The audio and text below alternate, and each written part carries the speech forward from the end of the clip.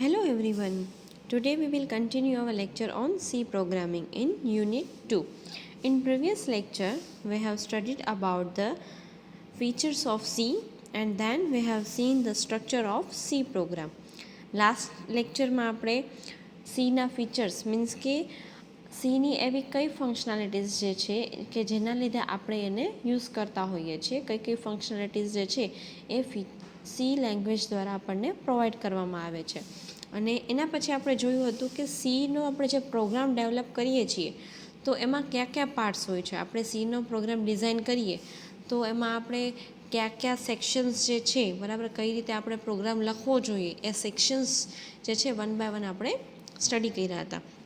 So by using this structure today we will see the basic program of C program, which is a hello world program.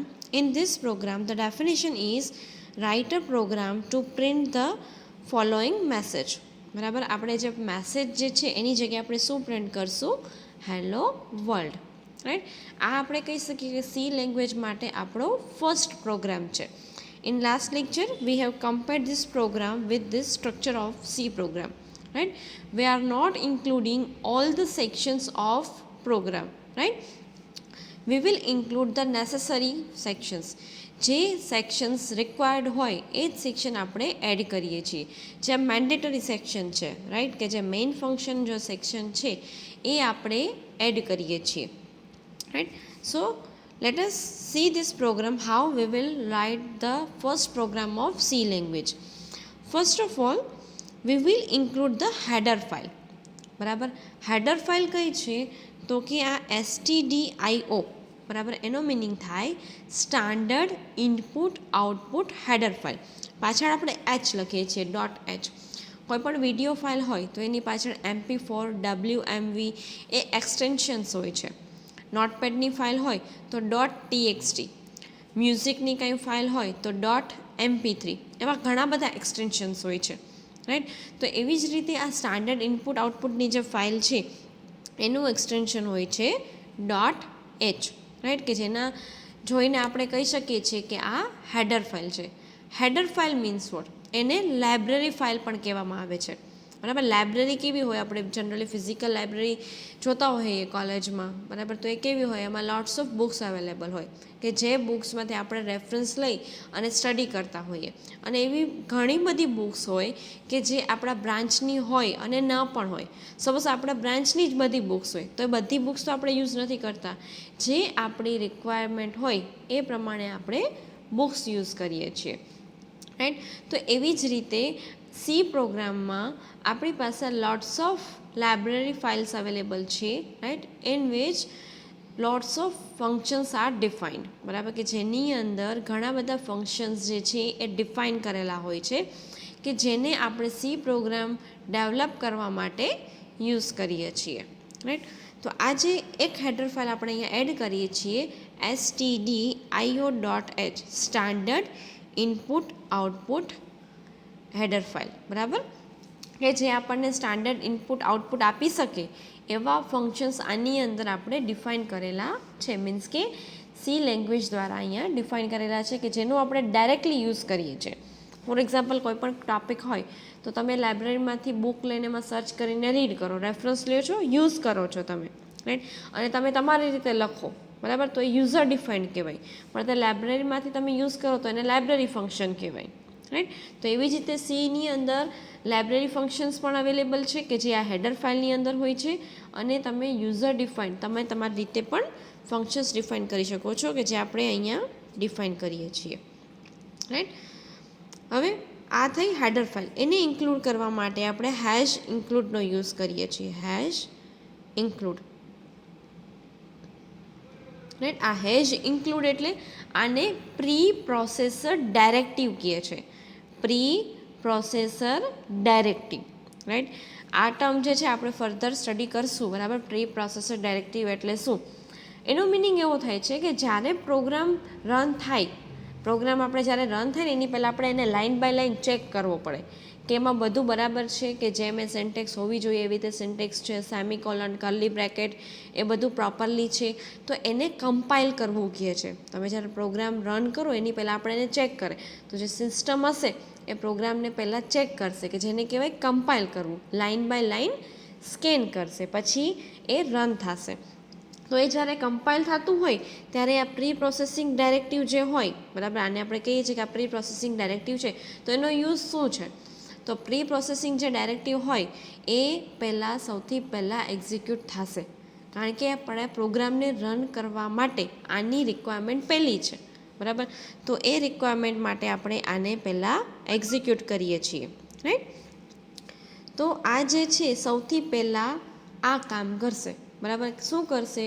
તો કે આ library ફાઇલને include કરશે, કે એટલે કે એડ કરશે. બિકોઝ જ્યારે આપણે પ્રોગ્રામ બનાવવાના છીએ, યુઝ કરવાના છીએ કે રન કરવાના છીએ, ત્યારે આ હેડર ફાઇલ મારે પહેલાં જોઈએ છે, બરાબર. એટલા માટે આપણે આ પ્રી પ્રોસેસિંગ ડાયરેક્ટિવ સાથે લખીએ છીએ હેઝ ઇન્ક્લુડ, એટલે આ પહેલાં લાઇબ્રેરી ફાઇલ એડ થઈ જશે, પછી આપણો પ્રોગ્રામ આગળ કમ્પાઇલ થશે. પછી છે વોઇડ મેઇન. આપણે એવું કીધું હતું કે આપણે જે મેઇન ફંક્શનવાળો પાર્ટ છે એ મેઇન પાર્ટ છે, આના સિવાય આપણે સીનો પ્રોગ્રામ ડેવલપ કરી શકીએ નહીં. તો આ જે મેઇન પાર્ટ છે એની આગળ આપણે લખીએ છીએ void, right. Void means main function જે છે એ કાંઈ રિટર્ન કરતું નથી, રાઈટ. ફોર એક્ઝામ્પલ, આપણે ઇન્ડિયન કલ્ચરમાં વેરિયસ કાસ્ટ હોય છે, રાઈટ. લાઈક પંજાબી હોય છે, પછી મરાઠી હોય છે, આપણા ગુજરાતી હોય છે. તો એ લોકો કાસ્ટથી ઓળખાય છે, રાઈટ, કે આની આ કાસ્ટ છે, આ લોકો આવા હોય છે, આ લોકોની કેરેક્ટરિસ્ટિક્સ આવી હોય છે, રાઈટ. એક સિમિલર ફંક્શનાલિટી થઈ જાય છે. એવી જ રીતે સીની અંદર ડેટા ટાઈપ હોય છે, કે આ ડેટા ટાઈપના વેરિયેબલ આવા હોય, આની વેલ્યુ આવી હોય, બરાબર. તો એવી રીતે ડેટા ટાઈપ હોય છે. એમાંની એક ડેટા ટાઈપ છે વોઇડ, રાઈટ. તો વોઇડની કેરેક્ટરિસ્ટિક શું છે? તો કે એ કંઈ જ રિટર્ન નથી કરતું, એની કોઈ રિટર્ન ટાઈપ હોતી નથી. અને જે ફંક્શન હોય ફંક્શન એની કાંઈક ને કાંઈક ડેટા ટાઈપ હોય છે, બરાબર. એની ડેટા ટાઈપ એટલે આપણે એમ કીધું ને, કોઈ પણ માણસ હોય તો એની કેટેગરી હોય અથવા કાસ્ટ હોય એવી એની કેરેક્ટરિસ્ટિક્સ હોય છે, એને એટ્રીબ્યુટ્સ કહેવાય.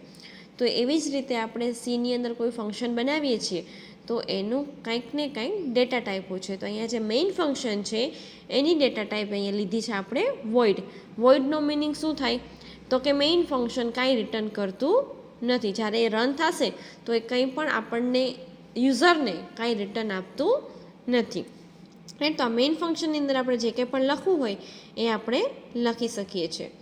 હવે એની અંદર આપણે એક સ્ટેટમેન્ટ લખ્યું છે પ્રિન્ટએફ હેલો વર્લ્ડ, બરાબર.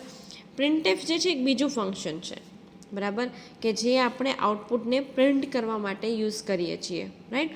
તો આ જે ફંક્શન જે છે એ ને અંદર આપણે જે સ્ટ્રિંગ પ્રિન્ટ કરવી હોય, સ્ટ્રિંગ આપણે બ્રેકેટની અંદર લખવાની, અને સ્ટ્રિંગ લખતા હોય આને સ્ટ્રિંગ કહેવાય, બરાબર. આને મેસેજને સ્ટ્રિંગ કહેવાય. કેરેક્ટર છે આ એચ છે, ઈ છે, ડબલ એલ છે, ઓ, એ બધા એને કેરેક્ટર્સ કહેવાય. જ્યારે કેરેક્ટર્સ ભેગા મળે એને સ્ટ્રિંગ કહેવાય.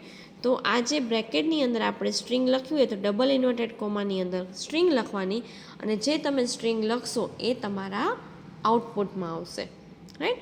So this is the basic printf function, કે તમારે કંઈ આઉટપુટમાં જોતું છે, કંઈક પ્રિન્ટ કરાવવું છે, then you can use the printf function.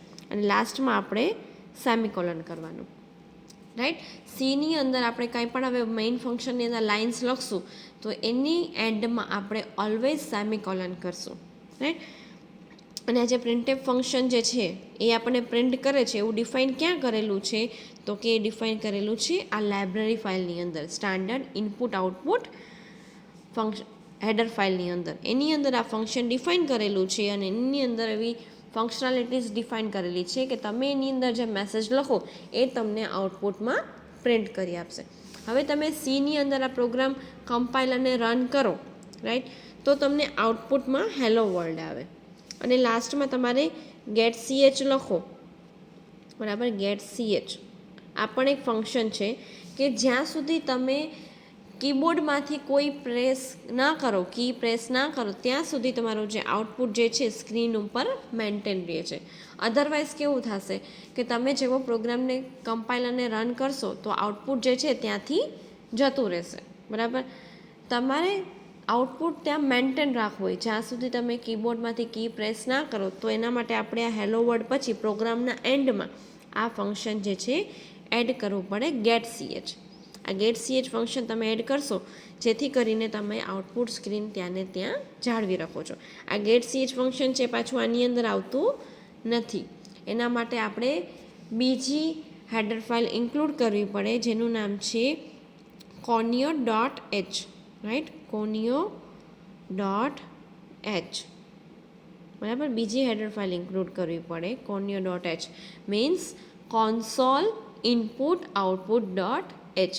બરાબર, એ ગેટ ch જો આપણે એડ આ હેડર ફાઇલ હોય તો તમે ગેટ ch ફંક્શન જે છે એ યુઝ કરી શકો છો. અધરવાઇઝ તમારે પ્રોગ્રામને જોવા માટે એમાં કી હોય છે, પ્રેસ કરો તમે આઉટપુટ જોઈ શકો છો, પણ એને જાળવી રાખવા માટે આપણે conio.h યુઝ કરીએ છીએ.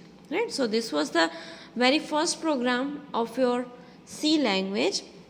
In next lecture we will cover some more programs related C language, and in next lecture we will also continue with the C characters and keywords. Thank you.